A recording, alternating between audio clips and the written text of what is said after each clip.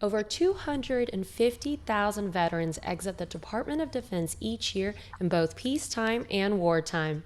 On today's Inside Telecom Careers, we'll be discussing how the wireless industry is providing veterans with a roadmap for career advancement, training, and certifications.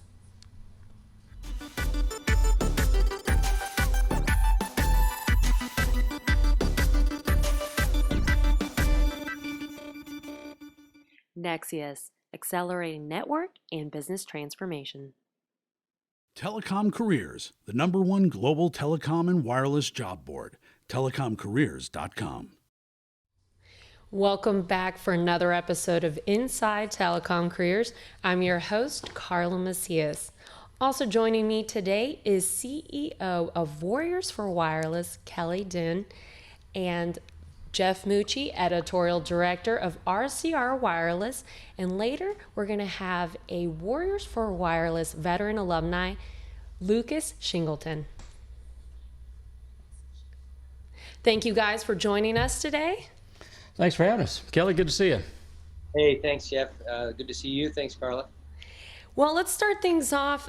Jeff, why don't you tell us what's new in the telecom workforce related news? Well, I think it's more gloom and doom through third and fourth quarter, rest of the year, and there's a couple factors that'll be affecting that. I think the general slowdown in the Chinese economy and deregulation or devaluation of their currency are a couple of factors. I think we've got a slide that we're going to pop up right now that reflects one of the articles one of our editors wrote, Martha DeGrasse, talking about the Chinese devaluation of their currency affecting Nokia and Ericsson. But there's, I guess, from a bigger picture, the telecom and hardware manufacturers are going to face several challenges. Martha mentioned a general pullback of equities by investors. Number two, you're seeing increased competition from the Chinese companies, which Huawei and ZTE. And by the way, ZTE reported a 43% increase in profit this past quarter. When you look at other U.S. tech companies like Microsoft, HP, Cisco, and others, they're having difficulty penetrating the Chinese market. So they've made investments in China. They've set expectations with investors that they're going to be able to penetrate this burgeoning economy. And the fact of the matter is they continue to have difficulties increasing their sales and revenue in China. Further, and I call this the China syndrome, by the way, the combination of the slowdown of the Chinese economy, the slowdown of the currency, increased competition within China, and then increased competition in non-Chinese markets by Chinese companies. So when you have a Cisco or a Juniper or Ericsson or Nokia trying to compete in Africa or Latin America, they're facing increased competition from ZTE and Huawei in many respects because of the Chinese banks that are financing these overseas infrastructure. So all those together, I think, are causing the U.S. companies to pull back. Goldman Sachs recently reported that chip companies, including Intel, Qualcomm, and Broadcom, are especially susceptible to the Chinese devaluation of currency.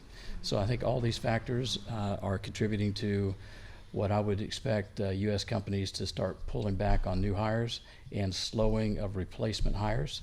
And I think that's a common occurrence towards the end of the year anyway. Mm-hmm.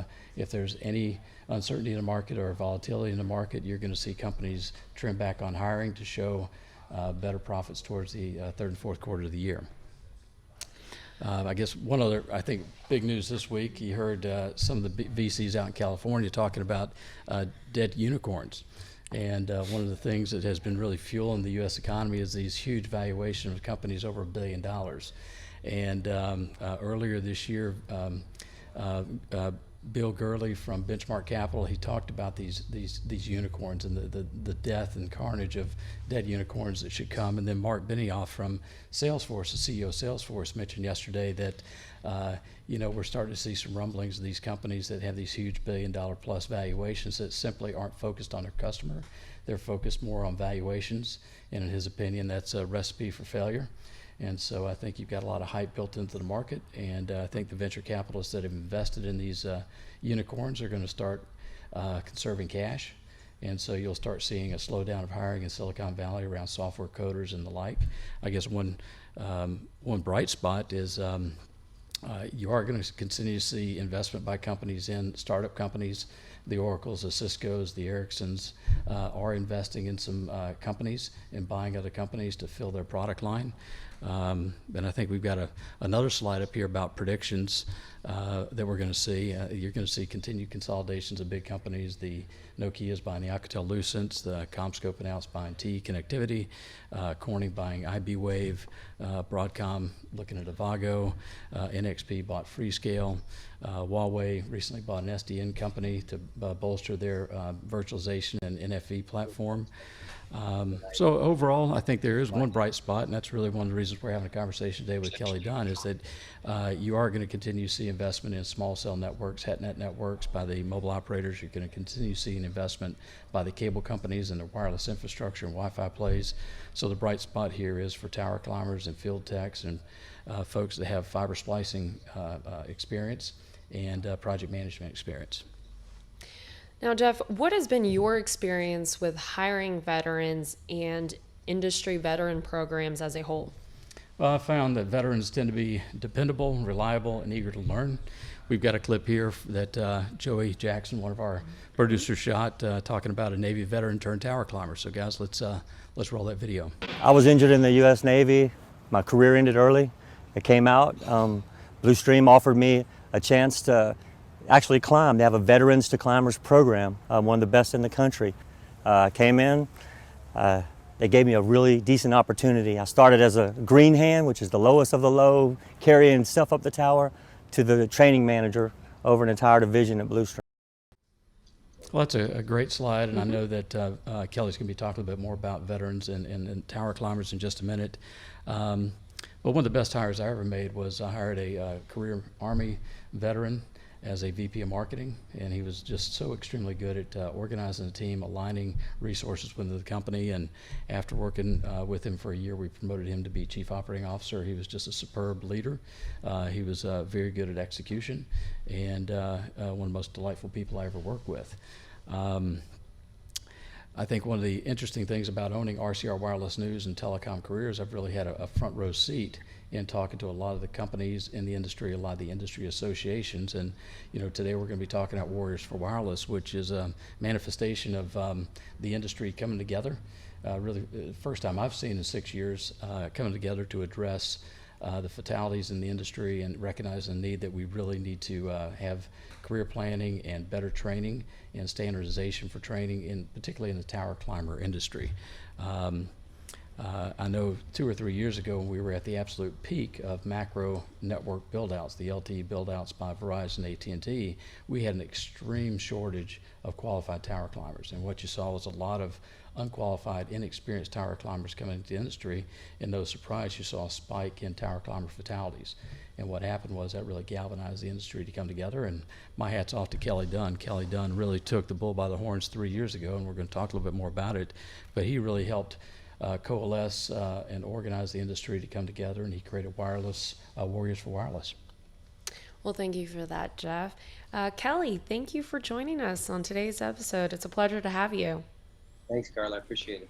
So according to Rosie Cloud, Senior Advisor of the Department of Veteran Affairs, stated at a PCI Wireless Workforce panel earlier this year that there are over 250,000 veterans facing transition into the workplace. Can you kind of give us a little insight on that? Sure. The number is actually 250,000 per year for the next 5 years. So the expectation is over 1 million veterans will transition in the civilian workforce at record numbers in the next 5 years. The challenge / opportunity is our ability to, identify, recruit, train, and certify those transitioning veterans that are the best fit for the wireless industry, and that's really the core of Warriors for Wireless's mission. And Kelley, what have you found as some of the challenges that the veterans have in that transition period? And by the same token, what are some of the challenges employers have connecting with these transitioning veterans? So there's a couple things. That's a great question, Jeff. I mean, one of them is, really being able to translate their skill sets into the industry, and that's what our programs help them do, is to understand the training and the skill sets they received, in safety, in, the intangibles of work ethic and discipline and team teamwork, and to be able to map those experiences they had in their military experience and be able to describe how that's going to be asset to the company. And a lot of companies, as you mentioned earlier, have come together and are really getting a lot smarter on the best way to approach veteran hiring, and not just approach it, but support the veterans when they're in the company. We're having some of our partner companies are developing mentoring programs, and a lot of great things are kind of coming from this. The second challenge is, I think the industry, especially in the ones we're hiring and training in the tower technician role, is always in a state of flux, and there's less training than we'd like it to be.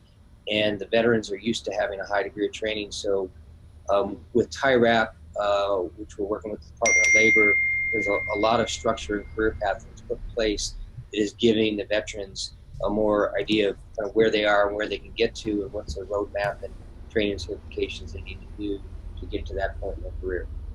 And how about employers? What are some of the challenges they're experiencing reaching these highly qualified, eager, reliable type candidates? Yeah, I think it's, and one of the roles I think we've played is you talk to a lot of employers and they try one-offs. They want to hire veterans, but they'll call into a base and they don't understand the process. They have trouble on the translation on their end.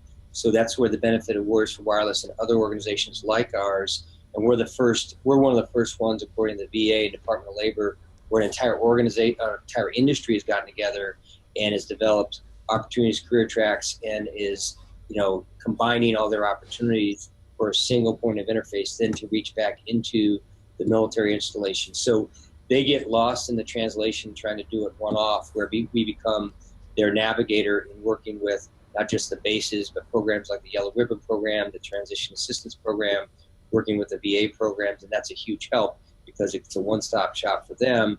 And then we also can go back into the bases and understand where specific skill sets, military occupational skills, and trained folks are coming out, and also where they want to be regionally and where they want to relocate, and mapping those two things as well.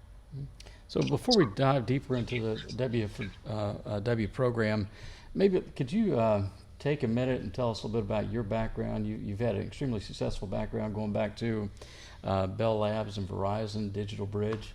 Maybe walk us through your background, some of the folks that have had a key impact on your career, and finish up by telling us about how you came to start W4W. Sure. I started, very similar to, we're going to introduce Lucas here in a second, as a 17-year-old kid from Ohio that wanted to serve his country. And so I joined the military. I was enlisted and then was lucky enough to be in a program to become an officer, and then was in a signal battalion. And in early or late 1980s, I actually helped roll out one of the first wireless broadband systems in the military, which was a phenomenal experience. I went to grad school, left the military, and joined AT&T and Bell Labs. I was there 7 years, and then joined a group of people for a CLEC in 1997-98 called One Point Communications, that we were fortunate to grow that company very fast, and that was sold to Verizon. It was one of Verizon's first acquisitions, and then I headed up operations in a business unit inside of Verizon called Verizon Avenue, and we did that for 5 years. We rolled out some of the first broadband wireless projects in that role, as well as did a lot of social innovative things, bridging the digital divide. It was a fantastic experience there. And then I left in 2005 when they moved a lot of the executives to New Jersey, and myself and the former CEO of Verizon Avenue, Bill Wallace, and Joe Cochan, the three of us founded Digital Bridge Communications, and was the CEO of that, and that rolled out one of the first 4G systems in the world, or in the country, I should say, and that was on a WiMAX platform. Did that for 5 years. That company was sold, and then I led a nonprofit called One Economy, which was once again digital divide initiatives, a great organization that did a ton of stuff for bringing broadband to underserved communities around the country. And then the genesis of Warwick's Wireless is I was on the advisory board for a company, Dynas Earl Scott, who became my co-founder of Warwick's Wireless, sitting around over a pint of beer, and he was having a challenge, as you mentioned, Jeff. The height of the build, they had received a turf contract from AT&T and really needed to improve the quality and caliber of folks coming in that were getting in the tower industry. So we piloted inside of Dynas, and we hired 70 transitioning veterans, extremely successful. Then we worked with the White House, and they were eventually acquired by Mostec, and Mostec was very supportive in helping us spin it out and set it up as a wholly owned subsidiary. So the past 2.5 years, Warriors for Wireless has been spun out into, I should say, a wholly owned standalone organization that's a nonprofit that has got a great board with American Tower, Crown Castle, PCIA, a lot of Mostec and others all on the board, and we're hoping to have some new board members join in the next 60 days. And if you look back over your career, maybe share with us some of the people or events that had a material impact on your career. Yeah, I think in the military, it was probably my battalion commander, Colonel Long, whose son eventually ended up working for me. He was a great influence on me. In the my regular career, some of the people I worked with at Bell Labs, and then, as I mentioned, Bill Wallace, who once again, I worked for him for 7 years, and then at Digital Bridge, we had the relationship where he worked for me, so we switched roles. But those are to name a few. But I think also, as I think about it, is the people that in the last couple years, some of the military veterans that we have hired, I've learned so much from them. We had a recent gentleman, Sean Kelley, who developed a great relationship with, worked for us in our Colorado program. He was 25 years as a Delta Force Special Forces operator, and some great lessons I even learned from Sean. So I think I learned from a variety of people that I worked for me. Yeah, I think I heard one of the interviews where you talked about Sean, and one of the comments he made was he really found a sense of purpose through Warriors for Wireless and some of the training programs. That was something I think you hear a lot of veterans exiting the military, and they really have to find their rudder and guide and sense of purpose. So I think that was a great example you gave. Yeah, and I think with Sean and the hundreds of veterans, and we'll introduce Lucas in a second here, is that when they get out, they had such a sense of responsibility, such a sense of purpose. We're kind of at the tip of the spear of importance for our country at the time. Put a lot of dollars and efforts into training them, and when they come back, where they work with them really reestablishes that they lack that sense of purpose or having them feel like they matter. And where what we've done is, and these are well-paying jobs and an exciting career that's challenging both mentally and physically, but also gives them a roadmap where they feel like they can start to build their second career. And I think that's the biggest thing. And I think we spend a lot of time in our programs really reinforcing that we as an industry, we as a nation, want to give them the opportunities that they so deserve. And it just takes training, hard work, and discipline. And so many of them have excelled just because of that. And Kelley, what are some of the key milestones you've accomplished with Warriors for Wireless, personally? Yeah, I think getting it off the ground is one. I think we have established a training program in Texas. We have a national partnership with Texas A&M. That's been key. We've had about 700 people go through the program. We're very fortunate to have a very strong relationship with PCIA. Jonathan Adelstein's on our board, and we're developing additional programs in addition to the Tower Tech programs as well that will roll out in the next 90 to 120 days. Recently brought in a Mark Mercer is helping run the day-to-day operations. Mark is a Naval Academy grad, a Navy veteran, and he's been a huge help as well. But I think the main thing is that the milestones are really driven by the young men and women that we get into the program, and we get to see every day and every month their lives change as they find a whole new career path, as they transition from the military. And Kelley, what's the future for Warriors for Wireless? What can we expect in the next 12 to 18 months? I think you can expect us to start to scale to be more infrastructure to create a lot of systems that help our partner companies search and identify veterans. You'll see us roll out more programs. We want to be able to scale that we're training, certifying, employing 1,000 or more a year. And I think that's the key. I think we've got some exciting things we'll announce in the next 60 to 90 days. But we're a unique entity because we're a nonprofit. We serve the industry and all veterans, and we just try to be the dot connector to make sure that we're reaching into the transitioning bases, getting veterans at the right time, and then helping them transition. And I don't know if this is a good time to introduce Lucas, but Absolutely. What I wanted to do is I called Dave Anthony from Shenandoah Tower, and he said, hey, we'd love to interview one of the alumni. Is there anyone in the area? We called Lucas. He went through our program almost a year ago and literally climbed off the tower this morning to come join us. So I'm going to have him slide in, and he really should be the focus of this. So why don't you just... Welcome, Lucas. We appreciate you joining us today. Thank you. Now, Lucas, what can you tell us about, first of all, we'll get into your experience with Warriors for Wireless, but what can you tell us about the challenges that you faced transitioning into the workforce? When you come home, it's just a completely different experience. You're used to a certain mindset. Just the job you're doing at that time. You try to return to the civilian employment. I mean, there's definitely the challenge. I really didn't know what I wanted to do, what direction to go. And I actually discovered Warriors for Wireless through the military. They had a Yellow Ribbon event, just a security check on well-being. And they had a conference there, and I signed up, and that's how I found them. And they kind of set the pathway from there for me. And what was your experience with the program? I never actually heard of it before until then.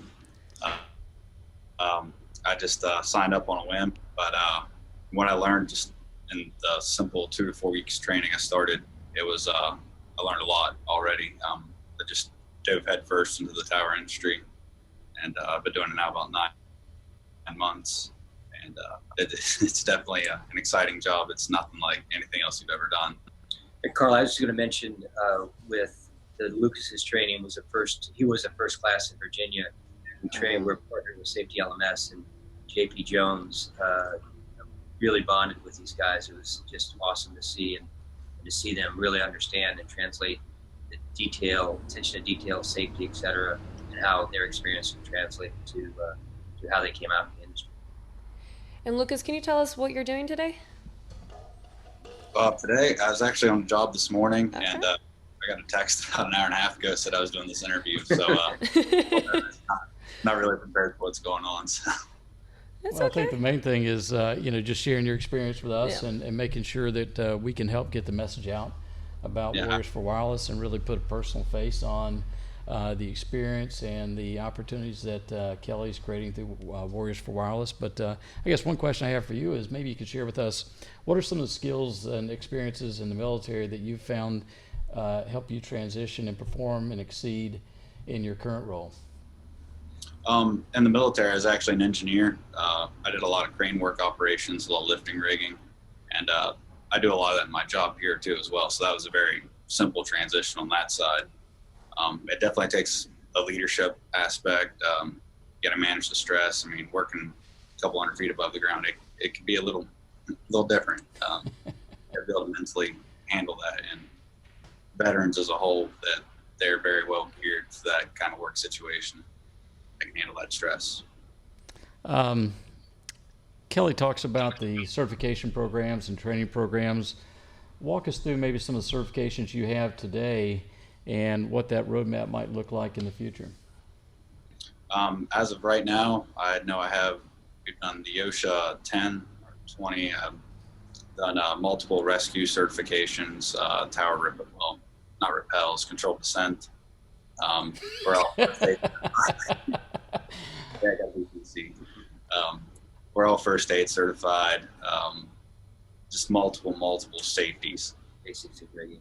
Yeah, basic rigging. I'm actually trying to get on another crane rigging course. There's all kinds of options for you too. There's hundreds and hundreds of certifications, and I know they're introducing the TIRAP program, if I'm correct. It would be a national certification. Right. So I'm very interested in when that comes to be. Well, let's do this for a minute. If we could skip over the one slide that talks about the supporting organizations for W4W, and maybe skip over and bring up that slide that is on your website, Kelley, that has the different training and certification programs that you have available. And I think I'm going to pull it up myself. And maybe, Kelley, you can give us a snapshot of where you guys are today. And this is the course topic straight off your website. Are these all the programs you have today, and or are some of these in development, like basic LTE installation? Yeah, we some of those are in development. The core one is the tower technician training. We did a pilot with Ecoside and Advantage Engineers for the site acquisition, which was a great course, and we're going to develop that further. Partnering with PCIA, Yep. And then there's a couple more, and then we have a broadband technician course.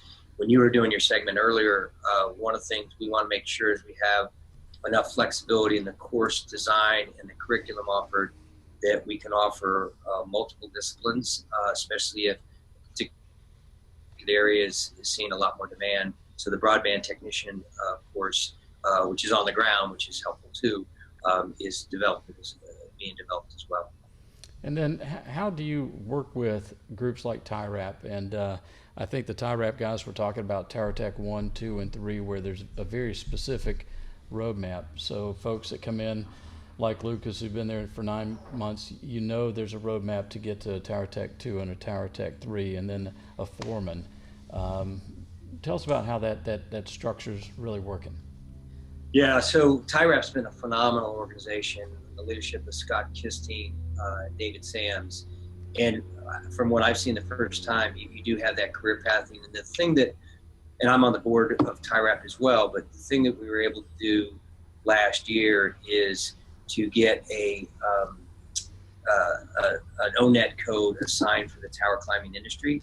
And what that did on the military side, it's the first time it allowed military veterans to use their GI Bill to participate in GI Bill funded apprenticeship programs. And that's going to be phenomenal. I think we will see that roll out at the end of this year, starting next year. And so I think just providing structure and a matrix of how you can progress in your career, it's been tremendous to have that to share with the veterans, because they start to see this as not just a job, but a career path and something they can do for 10, 20, 30 years. And by providing that structure and formality, and as Command Sergeant Major Ramos, who is a program director and is now working with PCIA on our programs, would always say is just show us what right looks like, and you'll never have to show us again. And the same thing applies of showing how a career path, like Lucas can say, hey, I'm going to be a tower tech, work on a crew, but then my goal would be to be a top hand, a foreman, and a construction manager over the next 3 to 5 years. And that also keeps people in the industry. So, we struggle with churn and retention and turnover, but if someone believes they're working towards an end goal, they're just going to take a whole different approach to their job and treat it as a career. And during the workforce panel at the PCI function earlier this year, there was talk about the 6-month period where veterans are in that transition period and they actually can get paid by the military while they're being trained. Lucas, maybe walk us specifically through your experience. Had you already transitioned out of the military, or were you able to participate in Warriors for Wireless while you're actually in that last 6-month period? I'm actually a reservist, so I was on. I had a 3-month leave after our deployment. I'm still actually currently in, so that really wasn't an issue for me. Yeah, and one thing to mention is, as you talk about our partner, 25, 30 partner companies, they all do a phenomenal job of working through the reserve, monthly reserve weekend schedule, and AT and Shenandoah Tower, and Dave Anthony is a great example of that. On Jeff, what you mentioned on the other part is there's a program run through what's called the Soldier for Life, and it's a base by base, commander decision to participate in the program. And what that allows is within this 6-month transition, if there's a job opportunity, it'll let a service member actually report to the job still on the Army payroll as they learn and get acclimated to the job. And then at the end of that 6 months, the strong possibility that it converts to a full-time job. And that's a new program that demonstrates how proactive the military, Department of Defense, and the VA are being towards trying to kind of tackle this veteran employment initiatives. Lucas, I see you're wearing Dave Anthony red. So I've been to Shenandoah Tower and the Shenandoah Mountains of Virginia. It's a beautiful, beautiful place. And I know Dave Anthony takes safety very serious. He's got a classroom set up and has a safety trainer. Give us a funny story about Dave Anthony, because I love ribbing Dave. Funny story about Dave. I mean, I don't really have any really come to mind. I mean, he's definitely a goofy guy. He's a character. I don't have any stories on him. I'm sorry. Well, I think you're fortunate. And for those of you who haven't been to his facility, he's got a fleet of red trucks, and his building is just positioned right on this mountain crest. It's a beautiful facility, and but you got to have. I mean, tell us one good story about learning the tower business. I mean, it makes me dizzy just walking up and looking up at some of these 250-foot towers. There's got to be one good story you can share with us over the past 9 months. Oh yeah, there's for sure. Yeah, I was definitely like anyone else. I was scared of heights to an extent. I didn't think I was. I was wondering that if you had a fear of heights or loved it. I didn't think I did. Honestly, I thought I was fine with heights, but after a couple months of climbing, you realize how afraid you really were.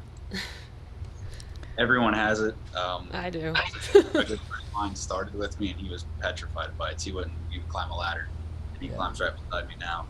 But the guys I work with, just the comfortability they give you to get over that fear and to work through what you need to do, it's exceptional.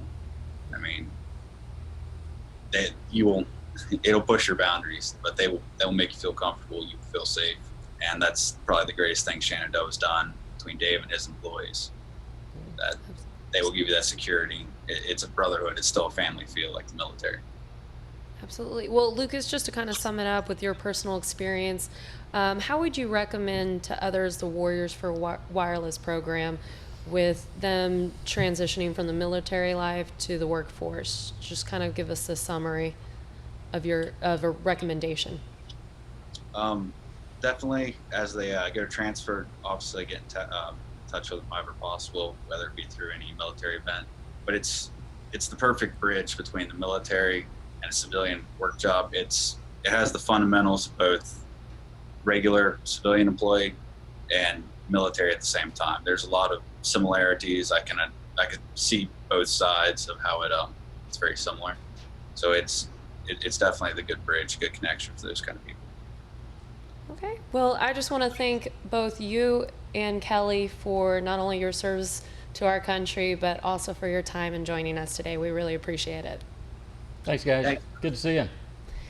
Thanks. Now Jeff. that's all for today's Inside Telecom Careers episode. If you have a suggestion for places, digs, or gigs, or if you have an interesting career that you'd like to see on our show, send me an email at kmacias@rcrwireless.com. Thank you again, and we'll see you next Thursday. Inside Telecom Careers is a production of RCR TV News. To reach Jeff Mucci or to suggest a show topic for Inside Telecom Careers, you can reach him at jmucci@rcrwireless.com. For all telecom-related news and information, please visit rcrwireless.com. To connect with the industry's top talent, please visit telecomcareers.net.